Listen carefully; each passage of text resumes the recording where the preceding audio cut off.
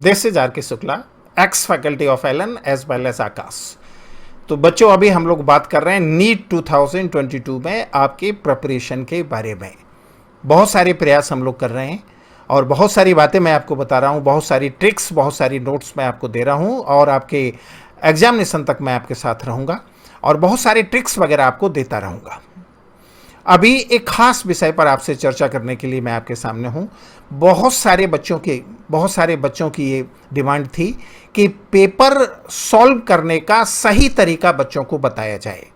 पिछले एक महीने में बहुत सारे बच्चों ने हमसे कहा, बहुत सारे बच्चों ने मुझे फ़ोन कर कर बताया, मैसेज करके बताया कि ऐसे कौन से तरीका इस्तेमाल किए जाएं जिससे टाइम कम ना पड़े, पेपर सॉल्व करने में टाइम कम ना पड़े और नेगेटिव मार्किंग ना हो, क्वेश्चन गलत ना हो और नेगेटिव मार्किंग ना हो। तो आज हम लोग बात करने वाले हैं इस बारे में।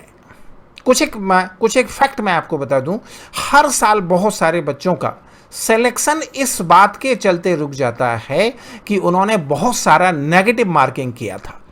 अगर नेगेटिव मार्किंग ना किया होता तो उन बच्चों का सिलेक्शन हो जाता। और नेगेटिव मार्किंग होने का जो मेन कारण है वो यह है पेपर करने की आपकी टेक्निक का गलत होना। अगर पेपर सॉल्व करने की टेक्निक आपकी गलत है तो निश्चित रूप से नेगेटिव मार्किंग होगा। Got it my mind?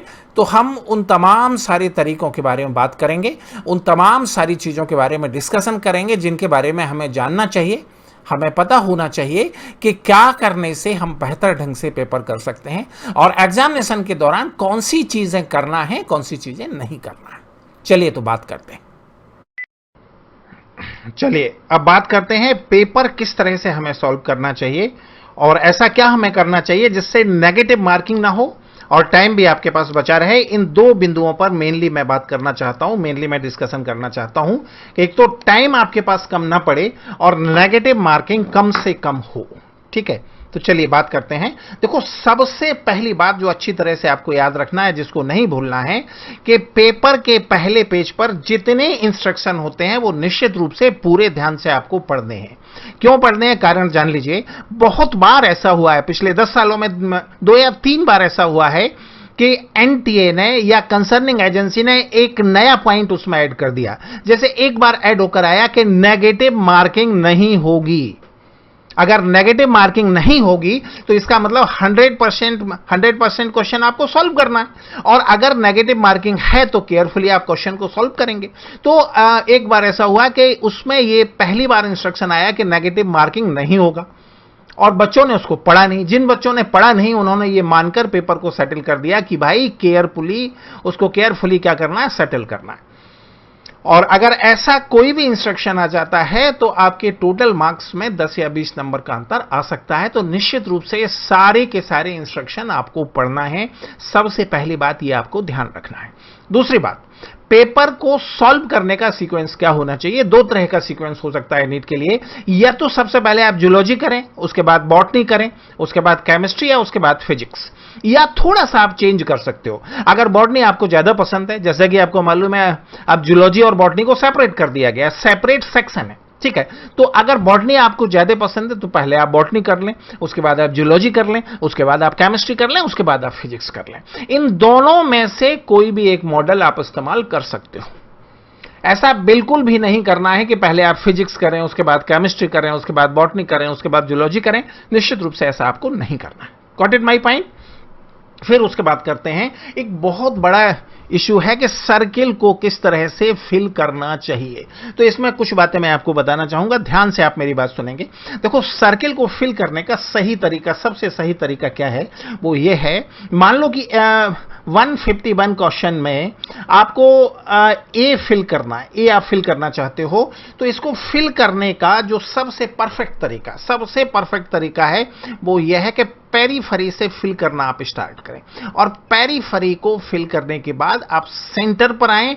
यह सबसे अच्छा तरीका है पेपर को फिल करने का। इस बात को अच्छी तरह से दिमाग में सेट करके रखना है कि हम लोग चालू कहां से करेंगे, पेरीफरी से हम लोग चालू करेंगे और उसके बाद फिर हम लोग सेंटर पर आएंगे। निश्चित रूप से इस बात को आपको दिमाग में सेट करके रखना है। ठीक है, देखो मैं एक आपको सेटल करके बताता हूं। देखो, जब भी आप फिल करोगे तो यहां से पेरिफेरी से आप फिल करना शुरू करोगे। और पेरिफेरी से फिल करते समय यह बात आपको निश्चित रूप से याद रखना है कि आपका पेन और उसके बाद सेंटर में आप जल्दी जल्दी फिल कर दोगे। जब आप पेरिफेरी से फिल करोगे, अच्छा, किसी भी तरह से आपका पेन यहां इस तरह से बाहर नहीं जाना चाहिए। याद रखना, अगर दो ऑप्शन के बीच में एक छोटा सा पॉइंट भी पड़ जाता है तो उस केस में आपका आंसर गलत मान लिया जाएगा। यह मान लिया जाएगा कि एक से ज्यादा आंसर आपने फिल किया है। तो अच्छी तरह से याद रखना, सबसे अच्छा तरीका ये, मान लो कि 152 क्वेश्चन का आप बी ऑप्शन फिल करना चाहते हो, तो सबसे आसान तरीका यह है कि पेरिफेरी से आप चालू करें और पेरिफेरी पर बहुत ही केयरफुली करें और उसके बाद सेंटर में आने के बाद आप उसको जल्दी जल्दी फिल कर दें। ये बेस्ट तरीका है। अगर आप सेंटर से चालू करते हो, मान लो कि आप सेंटर से चालू करते हो, तो जब आप बाहर पहुंचोगे तो बाहर स्पीड आपको कम करना है, धीमे धीमे आपको फिल करना है, क्योंकि कैसे भी आपका फिलिंग सर्किल के बाहर नहीं जाना चाहिए। तो इस बात को अच्छी तरह से दिमाग में सेट करके रखना है। सबसे अच्छा तरीका यह है कि पेरिफेरी से आप चालू करें, पेरिफेरी पर आसानी से आप लाइन फिराएं और उसके बाद सेंटर में आके जल्दी से आप फिल कर दें। बेस्ट तरीका यह है, यह सबसे अच्छा तरीका है। ठीक है, तो अच्छे तरह से याद रखना है, अगर एक भी पॉइंट यहां बीच में आ जाता है या छोटी सी भी लाइन यहां बीच में आ जाती है तो आपका आंसर कैंसिल मान लिया जाएगा। इस बात को अच्छी तरह से याद रखना, ऐसी गलती निश्चित रूप से नहीं करना। Got it my point? बात समझ में आ रही है? फिर हम लोग यहां से आगे बढ़ते हैं और अगले पॉइंट पर पहुंचते हैं। अब यहां पर ध्यान से देखना, यहां पर कुछ एक क्वेश्चन मैंने आपके सामने रखे हैं और उनको सही करने का तरीका क्या होना चाहिए वो मैं आपको बताने जा रहा हूं। जैसे कि क्वेश्चन नंबर 151। देखो, एक फंडामेंटल बात याद रखना है, क्वेश्चन पेपर को निश्चित रूप से 2 राउंड में सॉल्व करना है। अगर एक ही राउंड में एक लाइन से क्वेश्चन को आप सॉल्व करते हो तो निश्चित रूप से टाइम आपके पास कम पड़ेगा और नेगेटिव मार्किंग के चांस बढ़ जाएंगे। गॉट इट माय पॉइंट और नॉट? इस बात को अच्छी तरह से दिमाग में सेट करना। जैसे मान लो कि आप बात करते हो क्वेश्चन नंबर 151 क्वेश्चन ऐसा है। देखो, एक बात समझ लेना, जिस क्वेश्चन का आंसर देखते ही आपको बनता है वो पहले राउंड का क्वेश्चन है, और जिस क्वेश्चन में आपको ऐसा लगता है कि थोड़ा सा सोचने से इसका आंसर आ जाएगा वो सेकंड राउंड का क्वेश्चन है। इन दोनों बातों को दिमाग में सेट करके रखना है। तो पहला राउंड 151, जैसे 151 question, which of the following crypt of Lieberkuhn secrete antibacterial lysozyme. अगर आपको लगता है कि देखते ही क्वेश्चन का आपको आंसर बन रहा है और अगर क्वेश्चन का आंसर ए है तो आप क्या करेंगे, आप तुरंत आंसर शीट पर जाएंगे और 151 का ए में आप क्या करोगे, आप सर्किल बना दोगे, उसको आप सर्किल कर दोगे। ठीक है। अच्छा, एक बात याद रखना, जब भी आप आंसर भरने जाते हो तो सबसे पहले लेफ्ट साइड में आप क्वेश्चन के नंबर को देखोगे और उसके बाद जो भी ऑप्शन उसका आप फिल करना चाहते हो वो ऑप्शन आप फिल कर दोगे। ठीक है, फिर वापस हम लोग वहीं चलते हैं। अच्छा, अब मान लो कि क्वेश्चन नंबर 152 आपने क्वेश्चन पढ़ा और आपको ऐसा लगता है कि थोड़ा सोचने के बाद इसका आंसर आएगा। गॉट इट माय पॉइंट और नॉट? आपको लगता है थोड़ा सोचने के बाद इसका आंसर आएगा, अभी आपको इसका आंसर नहीं आ रहा है, बट थोड़ा सा आप सोचोगे तो इसका आंसर आ जाएगा। अगर फिर से एक बार बात करते हैं, देखो, अभी हमने क्या किया, अभी हमने 151 का ए ऑप्शन फिल कर दिया। ये ए ऑप्शन हमने इसका 151 का ए ऑप्शन हमने फिल कर दिया। Got it my point? ठीक है। अब आप क्वेश्चन पेपर पर पहुंचे और आपको मालूम पड़ा कि 152 ऐसा क्वेश्चन है जो थोड़ा सा सोचने से, आप थोड़ा सा सोचोगे तो 152 आपसे सेटल हो जाएगा, लेकिन अभी फिलहाल ये आपसे सेटल नहीं हो रहा है तो 152 आपको छोड़ देना। फिर आपको पहुंच जाना है क्वेश्चन नंबर 153 पर। आप क्वेश्चन नंबर 153 पर पहुंचे और आपको यह समझ में आया कि इसका आंसर बी है, तो आप क्या करेंगे, आप आंसर शीट पर जाएंगे और सबसे पहले क्वेश्चन के नंबर पर जाएंगे। पेन नहीं बनाना है, पेन मैं आपको समझाने के लिए बना रहा हूं, बाकी ऐसा कोई पेन आपको कहीं नहीं बनाना है, ऐसा कोई निशान आपको नहीं बनाना है। ठीक है, तो आप क्या करेंगे, आप 153 पर जाएंगे और जो भी आपका आंसर है, मान लो कि सी आपका आंसर है, तो आप ये आंसर यहां लगा देंगे। Got it my point? इसको आप यहां आंसर लगा देंगे। ठीक है, और वैसे ही आंसर फिल करेंगे जैसा कि मैंने बताया है, थोड़ा सा भी उसके बाहर सर्किल के बाहर नहीं जाना चाहिए। देखो, इसको मैंने फिल किया है तो यहां पर देखो, ये थोड़ा सा सर्किल के बाहर जा रहा है, ये नहीं जाना चाहिए। अगर इतना भी सर्किल के बाहर जाएगा तो निश्चित रूप से ये गलत हो जाएगा। ठीक है, फिर हम लोग बैक में चलते हैं। उसके बाद हमने देखा क्वेश्चन नंबर 154 हमने देखा और हमको लगा कि आसान क्वेश्चन, देखते से ही हमको आंसर बन रहा है और मान लो कि इसका आंसर सी है, तो हम क्या करेंगे 154 सबसे पहले हर स्थिति में आपको क्वेश्चन नंबर पर ध्यान देना है और फिर उसके सी पर जाना है। पेरीफेरी से आप स्टार्ट करोगे और पेरीफेरी से स्टार्ट करके आप सेंटर तक आओगे और इस तरह से आपको इसको फिल कर देना है, कंप्लीटली आपको फिल करना है और लाइन के बाहर बिल्कुल भी फिल नहीं करना है, इस बात को अच्छी तरह से याद रखना। फिर हम क्या करेंगे, फिर हम क्वेश्चन पर आएंगे और उसके बाद अगला क्वेश्चन पेपर हम देखेंगे। अगला क्वेश्चन हम देखेंगे। अगला क्वेश्चन 155। हमें ऐसा लगता है कि 155 क्वेश्चन नंबर ऐसा है जिसको देखते से आंसर बन रहा है और मान लो कि इसका आंसर बी है, तो हम क्या करेंगे, फिर हम आंसर शीट पर जाएंगे और 155 का बी हम यहां पर फिल कर देंगे। ठीक है, एक बात याद रखना, ना तो क्वेश्चन पेपर पर और ना ही आंसर शीट पर जिन क्वेश्चन को आपने सेकंड राउंड के लिए छोड़ा है उनके लिए कोई भी पॉइंट नहीं बनाना है, ना तो क्वेश्चन पेपर पर और ना ही आंसर शीट पर। अगर ये बात पकड़ में आ जाएगी तो आपका पेपर कैंसिल हो जाएगा। ठीक है, फिर हम लोग बढ़ते हैं पेपर पर और 155 तक हमने सेटल कर लिया है। अब हम फिर से बढ़ते हैं 156 ये क्वेश्चन हुआ और 156, ठीक है। अच्छा 156 आपने क्वेश्चन पढ़ा, आपको लगता है देखते से आपको आंसर बन रहा है, ठीक है, तो और उसका आंसर डी हुआ, तो आप क्या करेंगे, आंसर शीट पर हम लोग जाएंगे और आंसर शीट पर जाकर 156 का हम लोग डी लगा देंगे। इस बात को अच्छी तरह से याद रखना है। क्वेश्चन लगाने का तरीका हमारा वही रहेगा, पेरीफेरी से हम चालू करेंगे और पेरीफेरी से हम सेंटर के साइड में पहुंचेंगे। ठीक है, वही हमारा तरीका रहेगा। फिर हम क्वेश्चन पर पहुंचते हैं और मान लीजिए क्वेश्चन पर पहुंचने के बाद आपको ऐसा लगता है कि 157 क्वेश्चन ऐसा है जिसका आंसर आपसे बन जाएगा, लेकिन थोड़ा सा आपको सोचने की जरूरत है। पहले राउंड में आप ऐसे क्वेश्चन को छोड़ देंगे।